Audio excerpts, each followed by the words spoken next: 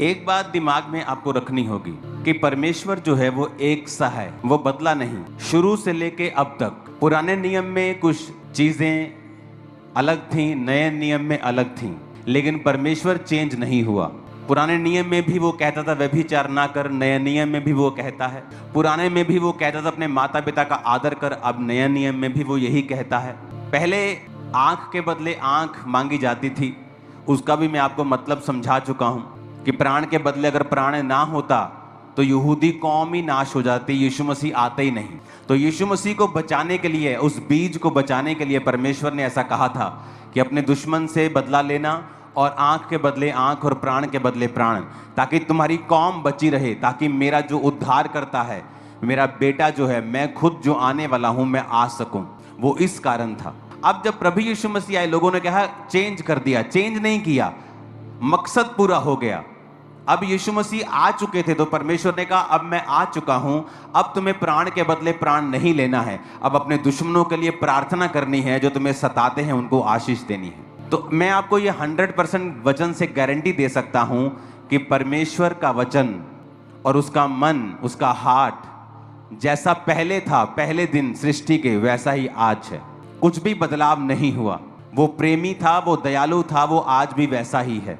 यीशु मसीह के जन्म के बाद कुछ चीजें बदली, इसलिए क्योंकि यीशु मसीह के आने के बाद वो मकसद पूरा हो गया, जिस मकसद के तहत कहा गया था कि प्राण के बदले प्राण लेना, और तुम अपने दुश्मनों से बदला लेना, और अपने आप को बचाते रहना। तो आज जब भी मैं आपको कोई वचन देता हूं या बाइबल की कोई मैं शिक्षा देता हूं, तो मैं ये कोशिश करता हूं कि वो शिक्षा आपको दोनों नियम से दी जाए। क्योंकि कुछ लोग फिर आपसे बहस करेंगे ये तो पुराने नियम की शिक्षा है, तो मैं आपको नए नियम के भी साथ में देता हूं। जिस तरह लोग बहस करते हैं टाइथ के विषय में कि नए नियम में टाइथ नहीं लिखा। टाइथ एक ऐसा सब्जेक्ट है जो नए नियम पुराने नियम से भी पहले का है, अब्राहम के समय का। तब वचन नहीं आया था, व्यवस्था नहीं थी मूसा की, फिर भी अब्राहम अपनी कमाई का 10वां अंश देता था। अब्राहम के बाद याकूब, इजहाक, ये कैसे ब्लेस हुए? क्योंकि ये अपने कमाई का टाइथ परमेश्वर को देते थे, ये उसको अपना पार्टनर समझते थे। तो इसीलिए मलकीसेदेक के याजक को 10वां दिया गया। कौन था मलकीसेदेक का याजक? जिसकी कोई वंशावली नहीं। ऐसा कैसे हो सकता है कि राजा हो और उसकी कोई वंशावली ना हो?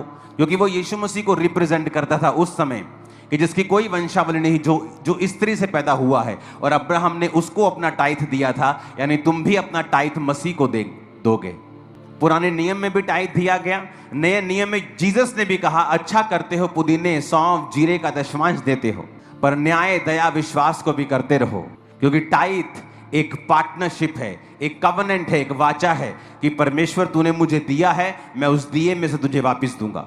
आज जिस वचन को मैं आपको पढ़ाने जा रहा हूं, मैं खुद नहीं जानता मैं इसको आज कंप्लीट कैसे करूंगा।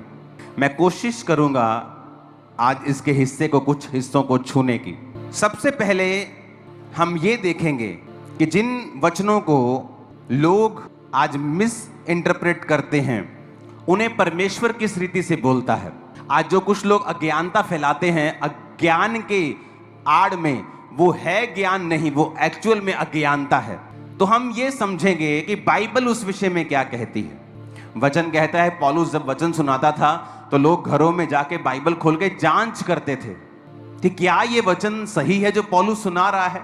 लेकिन आज की कलीसिया ऐसी है क्या कि आप घर जाके खुद भी इन वचनों को पढ़ें, क्या सच में मैंने सच बोला है, क्या सच में मैंने सही कहा है। आप खुद भी पवित्र शास्त्र में जांच पड़ताल करें कि जो वचन आपको प्रीच किया जा रहा है कि वाकई ऐसा है। आज लोगों को वचन का मालूम नहीं, वो इधर से कुछ सुनते हैं, यकीन कर लेते हैं, फिर इधर से कुछ बोलता है, यकीन कर लेते हैं। उनको ये नहीं पता कि ये जो बोल रहा है या ये जो बोल रहा है परमेश्वर क्या बोल रहा है। क्योंकि मुझे तो इसी बात से मतलब है कि परमेश्वर क्या बोल रहा है। लोग क्या कह रहे हैं, आप क्या कह रहे हैं, मैं क्या कह रहा हूं, क्या मतलब क्या फर्क पड़ता है? मैं भी इंसान हूं, आप भी इंसान हैं, जो बोल रहे हैं वो भी इंसान है। फर्क तब पड़ता है जब हम ये समझ जाएं कि परमेश्वर क्या कहता है। अगर मुझे ये मालूम हो जाए कि परमेश्वर क्या कहता है, फिर मुझे कोई परवाह नहीं, चाहे 10 लाख लोग कुछ भी कहें। आज हम पढ़ेंगे कि परमेश्वर का वचन क्या कहता है फादर्स के विषय में। आज फादर डे है, शायद ये परमेश्वर ने ही चुना है आज का दिन, क्योंकि उसको मालूम था कि आज ये वाला जो टॉपिक है ये मैं आपके साथ शेयर करने वाला हूं। मुझे तो मालूम भी नहीं था पिछले संडे के अगले संडे फादर डे है, लेकिन मैं ये जानता हूं कि परमेश्वर ने ये वचन आप लोगों के लिए आज दिया है। सबसे पहले हम फादर को पढ़ते हैं उत्पत्ति 2 उसकी 24 आयत में। उसमें लिखा है, इस कारण पुरुष अपने माता पिता को छोड़कर अपनी पत्नी से मिला रहेगा और वो एक तन बने रहेंगे। यहां पर पिता शब्द आया है। फादर शब्द उत्पत्ति में ही आ गया था, और उस उत्पत्ति शब्द को जब हम पढ़ते हैं, अगर आपके पास इब्रानी भाषा की बाइबल है तो उसे भी एक बार जरा दिखा दीजिए। ओके, वो आ गया। Therefore shall a man leave his father and mother। वो जो फादर के साथ H1 लिखा है, H1 मतलब इब्रानी भाषा का पहला शब्द। इसका मतलब है H1 का मतलब अब, पिता, फादर। H1 इब्रानी भाषा, दुनिया की पहली भाषा, उसका पहला शब्द है H1, जिसका मतलब है फादर। यानी खुदा ने चुना कि इब्रानी भाषा का जो पहला शब्द होगा, जो भाषा ओरिजिनल भाषा है दुनिया की, उसका पहला शब्द होगा अब, यानी फादर। तो अब हम इस बात को समझेंगे और हम चलेंगे दूसरा राजाओं के पास। दूसरा राजा उसकी 1-2 अध्याय उसकी 1 आयत। जब यहोवा एलिय्याह को बवंडर के द्वारा स्वर्ग में उठा लेने को था, तो एलिय्याह अलीशा दोनों गिलगाल से चले। एलिय्याह ने अलीशा से कहा, यहोवा मुझे बेतेल तक भेजता है, तू यहीं ठहरा रहे। अलीशा ने कहा, यहोवा के और तेरे जीवन की शपथ मैं तुझे नहीं छोड़ने का। इसलिए वो बेतेल को चले गए। बेतेलवासी भविष्यद्वक्ताओं के चेले अलीशा के पास आकर कहने लगे, क्या तुझे मालूम है यहोवा तेरे स्वामी को आज तेरे ऊपर से उठा लेने पर है? उसने कहा, हाँ मुझे भी मालूम है, तुम चुप रहो। अगर किसी व्यक्ति को आप जानना चाहते हैं, आप उसके शब्दों से उसे जानते हैं। बाइबल कहती है, जो तुम्हारे मन में भरा हुआ है वही तुम्हारे मुंह के ऊपर होगा। यहां पर जो आप पुस्तक पढ़ रहे हैं, दूसरा राजा 2 अध्याय, दूसरे राजा पुस्तक जो पढ़ रहे हो, आप जानते हैं इस पुस्तक का लेखक कौन है? इस पुस्तक का जो लेखक है वो है prophet Jeremiah, Isaiah, Ezekiel, Daniel. These are the major prophets। इन्हें मेजर प्रॉफिट्स कहते थे। अबोधा, मीका, योना, these are the minor prophets। इन्हें माइनर प्रॉफिट्स कहते थे। तो ये जो मेजर प्रॉफिट्स बाइबल में जो लिखे हैं, यशाया, यिर्मयाह, दानियल, यहोजकेल, तो एक मेजर प्रॉफिट ने ये पुस्तक लिखी है। आप लूका की पुस्तक पढ़ें, सब पुस्तकों में लिखा हुआ है, और परमेश्वर ने उसको चंगा किया। लेकिन लूका एक डॉक्टर था, लूका एक वैद्य था। जब लूका अपनी पुस्तक को लिखता था तो उसने लिखा है, प्रभु यीशु मसीह ने अपना हाथ इस पर रखकर इसको चंगा किया। उसने पूरी डिटेल में हीलिंग लिखी है। अगर आपको हीलिंग अच्छी तरह से पढ़नी है तो लूका की पुस्तक पढ़ें। क्यों? क्योंकि लूका की पुस्तक में जो चंगाई की डिटेल लिखी है वो एक डॉक्टर के नजरिए से लिखी है, कंप्लीट एंड तकरीबन कंप्लीट।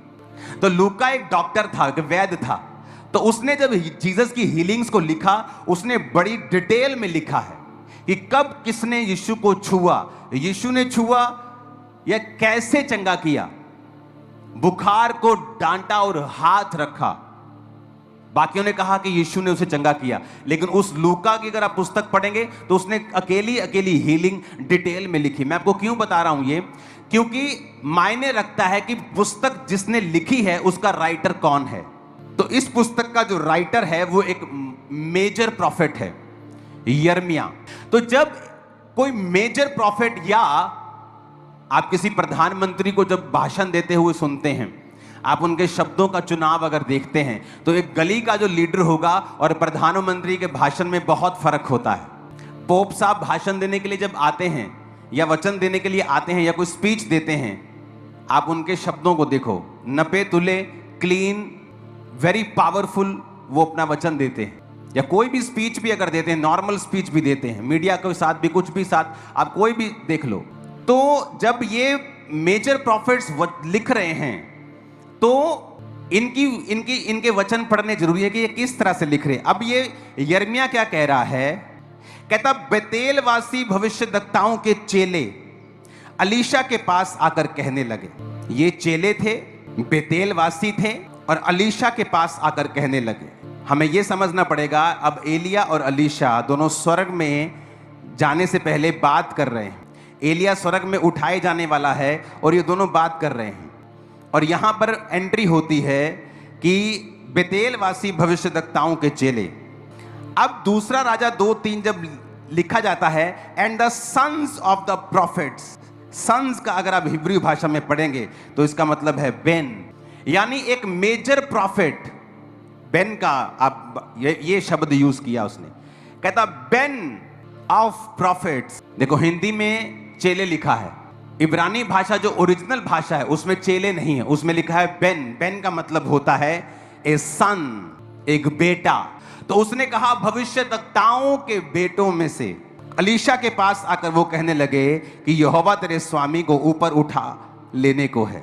क्या वो एलिया के शारीरिक बेटे थे?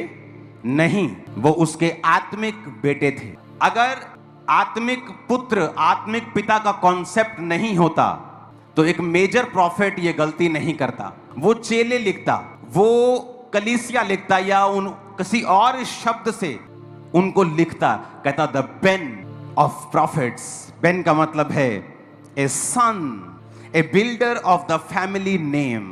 कहता वो आए और उसने कहा कि यहोवा आज, अब समझने वाली बात है, बड़े ध्यान से समझना, आज टीचिंग सुन रहे हो। मान लीजिए मैं पुस्तक लिख रहा हूं, ओके, और मेरे को परमेश्वर की समझ है कि ये एक्चुअल सिनेरियो क्या चल रहा है, और मैं लिख रहा हूं and the sons of the prophet came. Sons, वो सारे सन, सारे फॉलो करने वाले आए और कहने लगे। अब वो अगली बात जो लिख रहा है वो अपनी तरफ से नहीं लिख रहा, वो वही स्टेटमेंट लिख रहा है जो उन बच्चों ने एलीशा को दी। क्या कहता? आज यहोवा तेरे स्वामी को, आज यहोवा तेरे स्वामी को तेरे ऊपर, स्वर्ग पे ऊपर उठा लेने को है।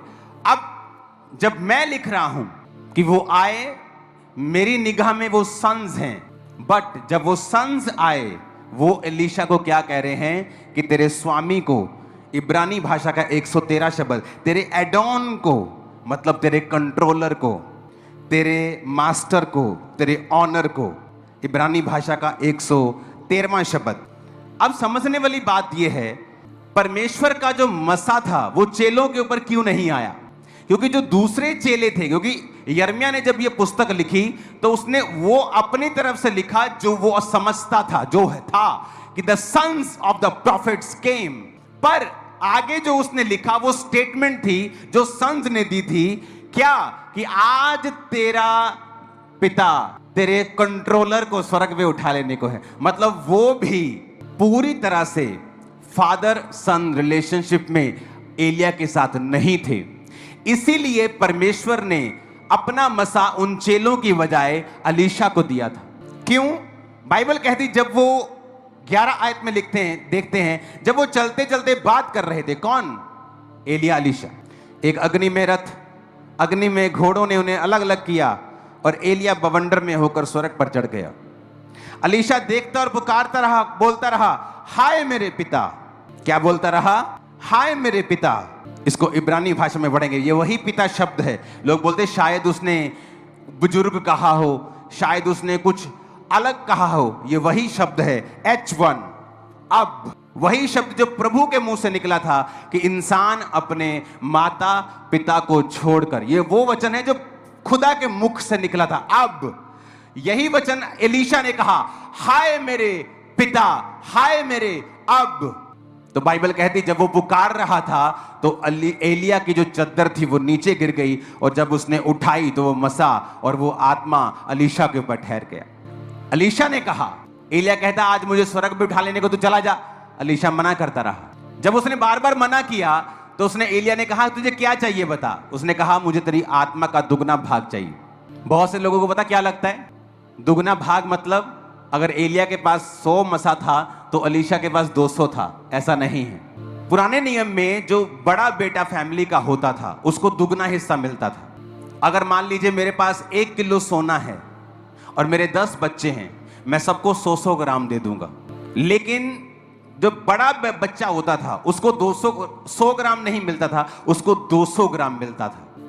तो वो जो 10 बच्चे होते थे उनके 11 हिस्से आप मान लो करके 2 हिस्से पहले बेटे को दिए जाते थे या बेटी जो भी पहलौठा होता था, और बाकी 9 बांट दिए जाते थे। तो अलीशा इस बात पर क्लेम कर रहा था कि तू ही मेरा फादर है, और मैं जेठा होने के नाते क्लेम करता हूं, क्योंकि क्लेम भी लीगल होना चाहिए, नहीं तो वो रिजेक्ट हो जाता है। मैं क्लेम करता हूं कि दुगना मसा मुझे दिया जाए। तो दुगना मसा इसलिए एलीशा को मिला था क्योंकि वो उसने अपना प्रूफ किया था अपने पिता को ना छोड़ के कि मैं तेरा रियल स्पिरिचुअल सन हूं और मैं लोगों की बातों में नहीं आने वाला हूं। और इसलिए एलिया ने कहा था तूने कठिन बात मांगी है, पर अगर तू वचन पे चला है और दूसरा तेरी आत्मिक आंखें भी अगर खुली हैं, तू मुझे स्वर्ग में जाता हुआ देख लेगा। तू सिर्फ शारीरिक रूप से मेरी अधीनगी नहीं कर रहा है, आत्मिक रूप से भी तू प्रभु के साथ अगर वफादार है तो वो आत्मिक बवंडर तुझे दिखेगा और जो दुगना मसा मिल जाएगा। कितने मेरी बात को समझ रहे हैं? तो यहां पर Elisha is not only faithful to God and to his mentor, to his spiritual father also. वो खुदा के साथ भी वफादार है, इसलिए स्पिरिचुअल आईज ओपन है, आत्मिक बवंडर को वो देख पाया, और अपने मेंटर के साथ भी वो वफादार है। और जब वो कह रहा है चला जा, उसे डांट रहा है, भगा रहा है, वो गया नहीं और क्लेम कर रहा है कि I am your elder son and give me double portion. जो तेरी आत्मा का है मुझे डबल पोर्शन चाहिए। कितने मेरी बात को समझ रहे हैं? हमें ये बड़े ध्यान से समझने की जरूरत है। और ये वही शब्द है जब उसने कहा हे मेरे पिता, हाय मेरे पिता, जो H1 से निर्धारित किया गया, जो यहोवा के मुख से खुद निकला था कि मनुष्य अपने माता और पिता से अलग रहेगा और अपनी पत्नी से मिला रहेगा। 14 आयत में लिखा था, अब उसने एलिया की वो चद्दर जो उससे गिरी थी पकड़कर जल पर मारी और कहा एलिया का परमेश्वर यहोवा कहां है। जब उसने जल पर मारा तब वो इधर उधर 2 भाग हो गया और अलीशा पार हो गया। एलिया का परमेश्वर यहोवा कहां है? ये बाइबल सिखा रहा हूं मैं आपको। अगर आप इस पार्ट को नहीं समझेंगे तो आप स्वर्ग चले जाएंगे, लेकिन आप एक शिक्षा को मिस कर देंगे। इस धरती के ऊपर एक एक्स्ट्रा लाइफ को मिस कर देंगे। एक एक्स्ट्रा अनॉइंटिंग आपकी लाइफ के ऊपर आना चाहती है, एक्स्ट्रा ग्रेस रहती है उन लोगों के ऊपर जो अपने मेंटर के साथ वफादार हैं, आप वो मिस कर देंगे, स्वर्ग चले जाएंगे। कोई स्वर्ग, आपने मुंबई जाना है तो आप प्लेन में भी जा सकते हैं, चार्टर्ड प्लेन में जा सकते हैं, कमर्शियल प्लेन में जा सकते हैं, फिर ट्रेन में जा सकते हैं, बस में जा सकते हैं, बाइक पे जा सकते हैं, गाड़ी पे जा सकते हैं, साइकिल पे जा सकते हैं, पैदल भी जा सकते हैं। तो स्वर्ग सब चले जाएंगे जो जीसस पे यकीन करते हैं और बैप्टाइज्ड हैं। लेकिन कोई स्वर्ग घिसट घिसट के जा रहा है, दुनिया में दुखी होके जा रहा है, क्योंकि उसके पास नॉलेज नहीं है, एपिग्नोसिस, प्रैक्टिकल नॉलेज क्राइस्ट की नहीं है कि इस दुनिया में रहकर आप कामयाब होकर जा सकते हैं, आप फेल होकर भी वहां जा सकते हैं। बहुत से लोग हैं जो फेल हैं, अपने बिजनेस में फेल, अपने सेवकाई में फेल, अपने परिवार में, सब जगह फेल हैं। जा वो भी स्वर्ग रहें, क्योंकि वो वचन को पहचानना नहीं चाहते हैं, क्योंकि मुश्किल है परमेश्वर के रियल वचन के ऊपर चलना। अब यहां क्या होता है, वो कह रहा है एलिया का परमेश्वर कहां है, और जल 2 भाग हो गया। अगर उसने गलत बोला होता तो जल 2 भाग कभी ना होता। अगर उसने गलत बोला तो जल 2 भाग कभी ना होता। आज अब लोगों को ट्रोल करना शुरू करते हैं, ये प्रार्थना में भी मैन ऑफ गॉड का नाम ले रहा है। प्रार्थना में जो मैन ऑफ गॉड का नाम ले रहा है वो उसको परमेश्वर नहीं कह रहा, वो एलिया की तरह प्रार्थना, एलीशा की तरह प्रार्थना कर रहा है कि खुदाबंद जो ग्रेस एलिया के ऊपर थी, तेरा धन्यवाद करते, वो ग्रेस हमें चाहिए। और जल को उसने माना कि एलिया का परमेश्वर। वहां अगर ये सदूकी फरीसी आज के होते तो कहते ले एलिया दा परमेश्वर किथे, तू सीधा ही कह यहोवा किथे, तू क्यों कह रहे एलिया दा परमेश्वर किथे, तू सीधा परमेश्वर का नाम नहीं ले सकता। पर आज के जो सदूकी फरीसी हैं वो कभी स्पिरिचुअल जो नॉलेज है उसे नहीं समझ सकते। अगर वो समझ चुके होते तो उन कंडीशंस में ना होते जिन कंडीशंस में वो हैं। उसने कहा एलिया का परमेश्वर कहां है। ये एक ब्यूटीफुल रिलेशनशिप है, बहुत ब्यूटीफुल, इतना ब्यूटीफुल रिलेशनशिप ये परमेश्वर ने बनाया है कि परमेश्वर ने इब्रानी भाषा, इस दुनिया की पहली भाषा का पहला शब्द अब्बा, अब चुना है, फादर। क्योंकि ये ब्यूटीफुल रिलेशनशिप प्रभु को मालूम था कि नॉट ओनली ये सिर्फ फिजिकल नहीं है, एक संसारिक बाप के साथ नहीं है, ये मेरे साथ भी लोगों की होगी, अपने स्पिरिचुअल मेंटर्स के साथ लोगों की होगी, और अपने फादर्स के साथ भी लोगों की होगी। इसलिए परमेश्वर ने इस शब्द को चुना। जब हम ये समझते हैं कि प्रभु की इच्छा क्या है, तो हम ये भी समझते हैं कि पुराने नियम में भी वो वैसा ही था, तो नए नियम में वैसा ही था। आज जब ये प्रचार किया जाता है, पहला कुरिन्थियों 4 उसकी 15 और 16 आयत कहता, यदि मसीह में सिखाने वाले तुम्हारे 10,000 भी होते तो तुम्हारे पिता बहुत से नहीं, इसलिए कि मसीह यीशु में सुसमाचार के द्वारा मैं पिता हुआ।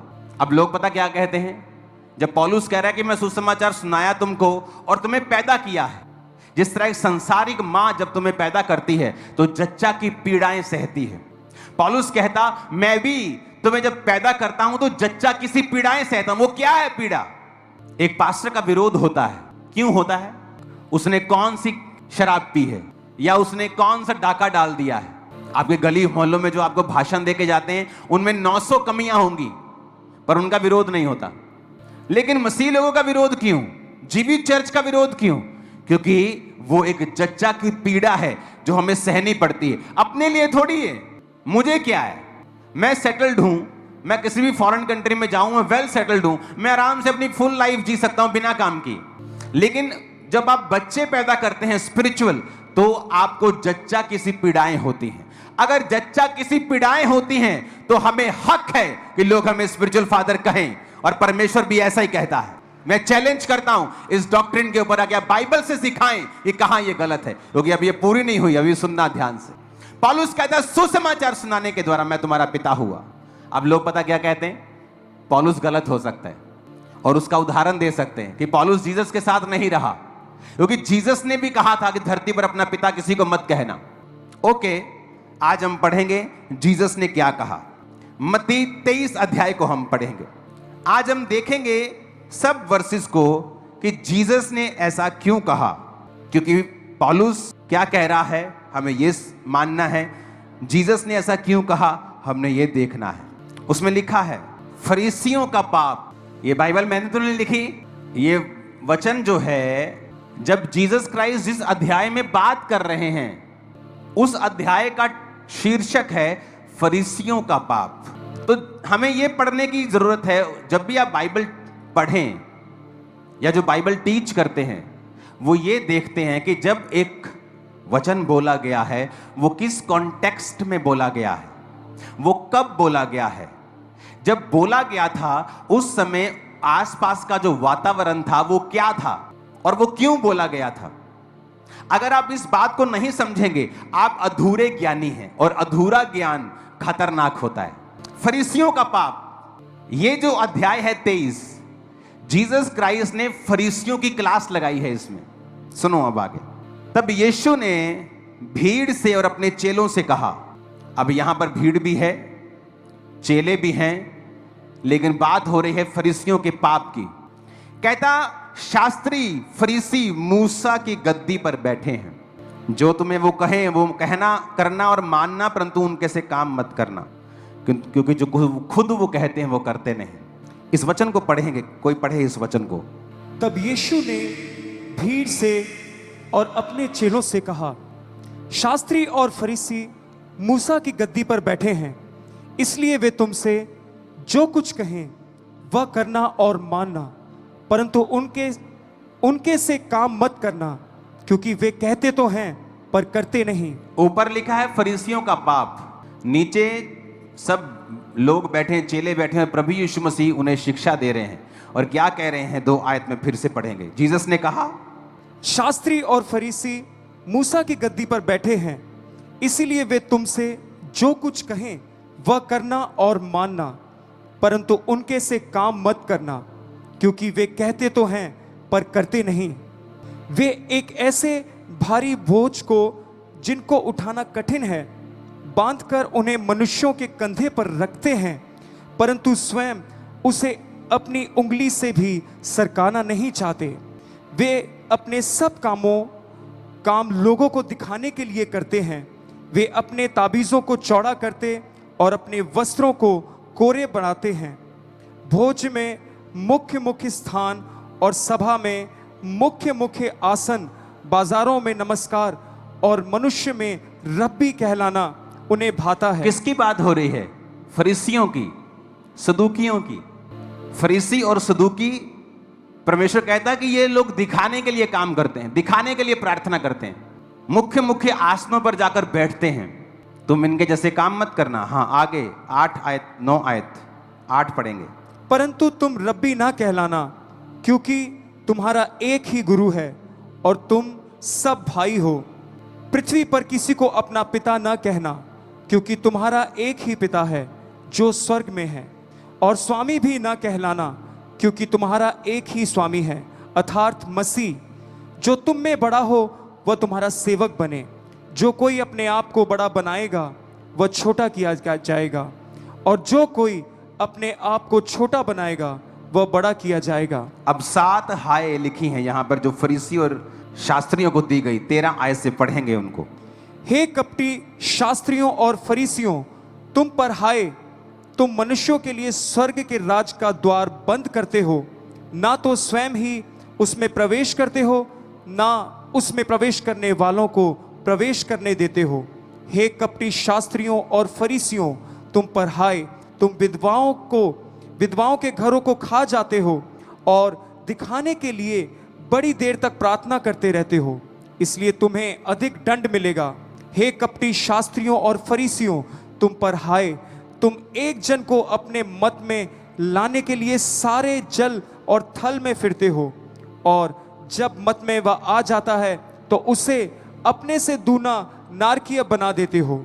हे अंधे अगवो, तुम पर हाय, जो कहते हो कि यदि कोई मंदिर की शपथ खाए तो कुछ नहीं, परंतु यदि कोई मंदिर के सोने की सौगंध खाए तो उससे बन जाएगा।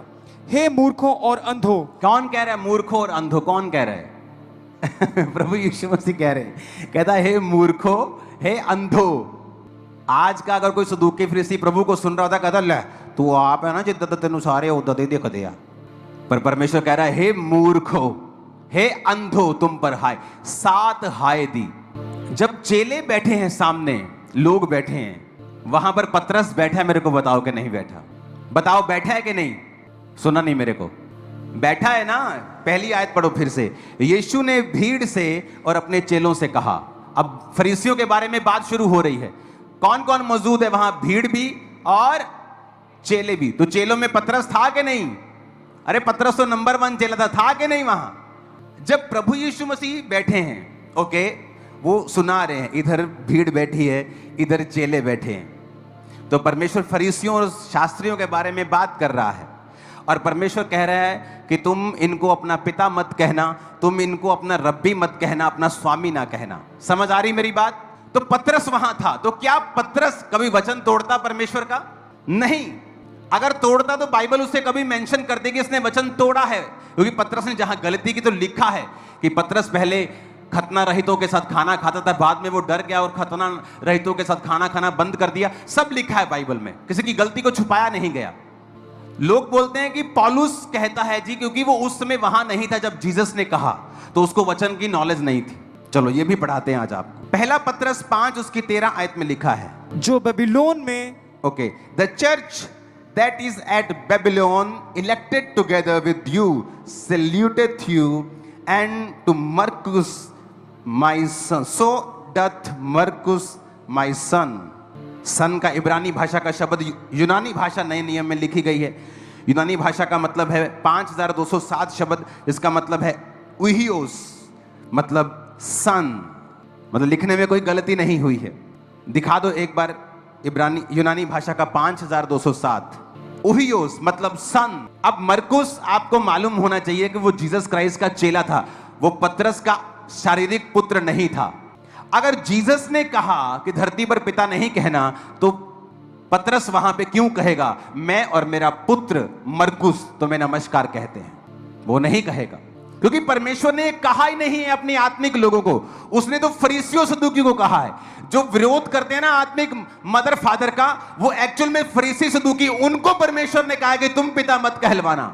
वो एक्चुअल में सदूकी फरीसी है, क्योंकि उनको शौक था लोग हमारी इज्जत करें। क्योंकि जब पाप माफ करवाने होते थे तो सदूकी फरीसियों के पास लोग जाके तौबा करते थे। परमेश्वर कहता है ऐसे मत बनना। अब अगर आपने पाप माफ करवाने हैं तो मैं ये नहीं कहता हूं मेरे पास आओ, मैं तुम्हारे लिए प्रार्थना करूंगा। मैं आपको बोलता हूं जाओ और खुदा से प्रार्थना करो, वो तुम्हारे पाप माफ करेगा, क्योंकि वो तुम्हारा परमेश्वर है। अब बदल गया है, लेकिन आत्मिक शिक्षा चेंज नहीं हुई है। यहां पर पतरस कह रहा है मैं और मेरा पुत्र मरकुस तुम्हें नमस्कार कहते हैं। अगर जीसस ने ऐसा कहा तो फिर एक और बात उसने कही है। कहता फिर धरती पर किसी को रब्बी और टीचर भी ना कहना। फिर अपने टीचर को टीचर क्यों बोलते हो तुम लोग? हैप्पी टीचर डे क्यों करते? बंद कर दो, क्योंकि जीसस ने कहा धरती पर फिर टीचर भी किसी को नहीं बोलना। पर तुम सिर्फ पिता के पीछे क्यों पड़े हो? क्योंकि तुम शैतान से हो और तुम इस ब्यूटीफुल जो रिलेशनशिप है, जो एक आत्मिक परमेश्वर ने कलीसिया को एक गिफ्ट दिया है, तुम उसे खराब करना चाहते हो, जबकि ये होगा नहीं। तो परमेश्वर ने भी यही कहा कि धरती पर रब्बी ना कहना। रब्बी कौन थे? सिखाने समझाने वाले। टीचर ना कहना किसी को। अगर आप इस शब्द को यूनानी भाषा में पढ़ेंगे तो उसने कहा धरती पर किसी को टीचर ना कहना, तो आप क्यों हैप्पी टीचर डे बोलते हो? फिर अगर उसने कहा कि धरती पर अपना पिता किसी को नहीं कहना, तो फिर अपने पिता को पिता क्यों कहते हो? घर पे अपने पिता को ब्रो क्यों नहीं कहते हो? कह के देखो एक बार डैडी को, ए ब्रो, तो डैडी जुत्ती लेकर तुम्हारा ब्रो सीधा कर देगा पूरा। अगर जीसस ने कहा कि धरती पर अपना पिता किसी को नहीं कहना, तो वही जीसस मत्ती 19 में, वही सेम जीसस क्राइस्ट मत्ती 19 की 17 में क्या कहते हैं? तब यीशु ने उससे कहा तू मुझसे भलाई के विषय में क्यों पूछता है? भला तो एक ही है, पर यदि तू जीवन में प्रवेश करना चाहता है तो आज्ञाओं को माना कर। उसने उससे कहा कौन सी आज्ञाएं? यीशु ने कहा यह कि हत्या न करना, व्यभिचार न करना, चोरी न करना, झूठी गवाही न देना, अपने पिता और अपनी माता का आदर करना। अब ये बताओ, अगर जीसस ने कहा कि धरती पर अपना पिता किसी को नहीं कहना, वो अपने मुंह से फिर क्यों कहेगा अपने पिता और माता का आदर कर?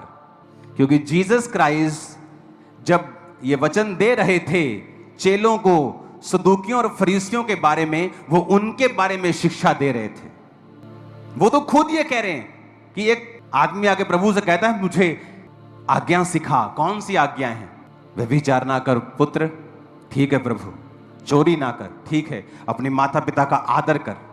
अगर जीसस ने कहा है कि माता कहना ही नहीं, पिता कहना ही नहीं, तो फिर वो क्यों कहेगा अपने माता और पिता का आदर कर?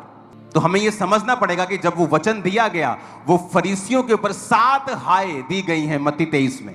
फिर फरीसियों के पीछे परमेश्वर क्यों लग गया? क्योंकि वो फरीसियों के लिए वचन था कि तुम पर हाय, हे मूर्खो, हे अंधो, जाओ जीसस को ट्रोल करो। ना जीसस को परवाह है, ना उसके चेले को परवाह है। हालेलुया। तो उसने क्या कहा?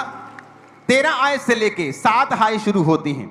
और देखो नीचे 25 में कपटी शास्त्री फरीसी, 24 में हे अंधे अगुवो, 26 में हे अंधे फरीसी, 27 में हे कपटी शास्त्री फरीसी, 29 में हे कपटी शास्त्री और फरीसी। जीसस कह रहे हैं देखो, हर वचन के साथ अंधा, मूर्ख, अंधा अगुआ, कपटी शास्त्री, हे कपटी शास्त्री फरीसी। परमेश्वर से क्यों कहते? क्योंकि वो कपट से वचन प्रचार करते थे, अपने फायदे का वचन प्रचार करते थे। कितने मेरी बात को समझ रहे हैं? आज मैं आपके लिए प्रेयर नहीं करने वाला हूं, इसलिए आज मैं लंबा वचन तैयार करके आया हूं। मुझे मालूम है ये वचन आपको सदा के लिए डिलीवर कर देगा और शैतान आपकी लाइफ से शर्मिंदा होगा। अब यहां पर फिर जीसस ने यह भी कहा है कि टीचर मत कहो, स्वामी मत कहो, किसी को बॉस मत कहो। फिर क्या अपने ऑफिस में जाके क्या बोलोगे? बॉस को बॉस नहीं कहोगे, स्कूल में टीचर को टीचर नहीं कहोगे, घर में पिता को पिता नहीं कहोगे। जीसस के पास बुद्धि है, बुद्धि उससे निकली है, वो ऐसी बातें नहीं कर सकता। जब उसने ऐसी बातें की, वो फरीसियों और सदूकियों के बारे में अपनी सारी अंदर की जो परमेश्वर के अंदर जो शिक्षा थी उन्हें दे रहा था कि अंधे, ये अगुवे, ये अंधे अगुवे, ये मूर्ख हैं, इनको अपना पिता मत कहो, ये तुम्हारा पाप माफ नहीं करवा सकते, अब तुम डायरेक्ट मुझको पुकारो। पौलुस के जैसा प्रचारक दुनिया में कोई नहीं था, उसके जैसा शिक्षक, उसके जैसी ताड़ना देने वाला कोई नहीं था। आज भी यूरोप में चले जाओ, मैं वेनिस में था, इटली में, जो दुनिया की सबसे खूबसूरत जगहों में से लोग घूमने जाते हैं, वहां हर गली में मैंने चर्च देखा। कारण पौलुस, राजा का चर्च था, लोगों का चर्च था, हर गली में चर्च। कारण क्या? पौलुस एक समय वहां पे गली गली में जाकर जीसस क्राइस्ट के बारे में बता के और वचन कहता है जगह नहीं रह गई थी प्रचार करने की, इतना प्रचार किया उसने। कहता जो मैं आज्ञाएं लिख रहा हूं ये प्रभु की आज्ञाएं हैं, मानो तो ना मानो। उसने कभी नहीं कहा मैं लिख रहा हूं, उसने कहा जो मैं लिख रहा हूं ये प्रभु की आज्ञाएं हैं, अगर तुम नहीं मानना चाहते हो तो ना मानो। वो कहता है पहला तिमुथियुस 1 उसकी 2 में, तिमुथियुस के नाम जो विश्वास में मेरा सच्चा पुत्र है, पिता परमेश्वर और प्रभु यीशु मसीह की ओर से तुम्हें अनुग्रह, दया और शांति मिलती रहे। तिमुथियुस के नाम जो विश्वास में मेरा सच्चा पुत्र है, पिता परमेश्वर और हमारे प्रभु यीशु मसीह की ओर से तुझे अनुग्रह, दया और शांति मिलती रहे। कहता तिमुथियुस के नाम जो विश्वास में मेरा सच्चा पुत्र है। क्या पौलुस आत्मिक नहीं था? लेकिन वो तिमुथियुस को कह रहा है जो विश्वास में मेरा सच्चा पुत्र है। अब इसवां शब्द यूनानी में जिस इस पुत्र को जब लिखा गया तो उसका मतलब है एक टेक्नॉन, जिसका मतलब है ए चाइल्ड एज प्रोड्यूस्ड। लोगों को लगता है कि शायद वो सांकेतिक भाषा में बोल रहा होगा, उसने ऐसा सच में नहीं कहा होगा, सांकेतिक भाषा में, क्योंकि वो बुजुर्ग था या बड़ा था इसलिए वो ऐसा बोल रहा होगा। पर देखो असली भाषा में बाइबल पढ़ो, उसने कहा टेक्नॉन ए चाइल्ड एज प्रोड्यूस्ड, जैसे एक बच्चा, अपना बच्चा, पुत्र, हे पुत्र तिमुथियुस के नाम जो विश्वास में मेरा सच्चा पुत्र है। पतरस कहता है मैं और मेरा पुत्र मरकुस, मरकुस उसका पुत्र नहीं था, आत्मिक पुत्र था, मैं और मेरा पुत्र मरकुस कलीसिया को नमस्कार कहते हैं। आई सल्यूटेड यू, मैं तुम्हें ग्रीट करता हूं, मैं और मेरा पुत्र मरकुस। फिलेमोन 1 उसकी 10 आयत को पढ़ेंगे। कहता मैं अपने बच्चे एनीमुसुस को लिए, ये कौन कह रहा है? ये भी पौलुस कह रहा है। हम पतरस को पढ़ गया, पौलुस को पढ़ लिया, एलिया को पढ़ लिया, अलीशा को पढ़ लिया और जीसस को भी हमने पढ़ लिया। फिर से पढ़ेंगे इस आयत को, फिलेमोन 1। मैं अपने बच्चे उनेसिमुस के लिए जो मुझसे मेरी कैद में जन्मा है तुझसे विनती करता हूं, वह तो पहले तेरे कुछ काम का ना था पर अब तेरे और मेरे दोनों के बड़े काम का है। अब पौलुस बंदा है क्या जनानी है? दसो हैं पर की कह रहे हो? दोबारा पढ़ना जरा। मैं अपने बच्चे उनेसिमुस के लिए जो मुझसे मेरी कैद में जन्मा है। आदमी कह रहा है, आदमी कहता मुझसे मेरी कैद में जन्मा है, जब मैं जेल में था मैंने इसको जन्म दिया है। अरे भाई तूने कैसे जन्म दे दिया? तू तो आदमी है। और कैसे संबोधित कर रहा है, मैं अपने बच्चे उनेसिमुस के लिए जो मुझसे मेरी कैद में जन्मा है तुझसे विनती करता हूं। पौलुस कह रहा है अगर आप बच्चों को जन्म दे सकते हैं तो आप स्पिरिचुअल फादर हैं। अगर मैं मैरिड हूं और मेरी वाइफ है तो हम दो नहीं हैं, हम एक ही हैं। लेकिन आप अपनी मेरी वाइफ को स्पिरिचुअल फादर थोड़ी बोलेंगे, आपके अंदर सेंस भी खुदा ने दी है, आप उसे मदर कहेंगे। मैं अपने स्पिरिचुअल फादर की वाइफ को स्पिरिचुअल मदर बोलता हूं, सिस्टर नहीं बोलता। कोई इसे ना जाने तो अपनी मूर्खता के कारण ना जाने, लेकिन यहोवा का वचन यही कहता है। मैं आपको चैलेंज करता हूं वचन के बीच से। कहता मैं अपने बच्चे उनेसिमुस के लिए जो मेरी कैद में मुझसे जन्मा है। और अगर इस शब्द को पढ़ेंगे हम, ओके ये भी साथ में पढ़ाएंगे हम। सन सेम शब्द यूज किया गया 5043वां शब्द जब पौलुस ने कहा सन टेक्नॉन a child as produced. Spiritual father, spiritual daughter, spiritual son, ये रिलेशनशिप हेवन ने बनाई है। ये दुनिया की मोस्ट ब्यूटीफुल रिलेशनशिप है। और जब शैतान इसे अब्यूज करने की कोशिश करे तो उनको सदूकी और फरीसी कहना मत भूलना, जो इसको अब्यूज करने की, इसको गाली निकालने की कोशिश करते हैं। मेरी उनके साथ कोई नफरत नहीं, लेकिन मैं जानता हूं परमेश्वर ने मुझे सच्चाई को प्रचार करने के लिए चुना है। Hallelujah, hallelujah.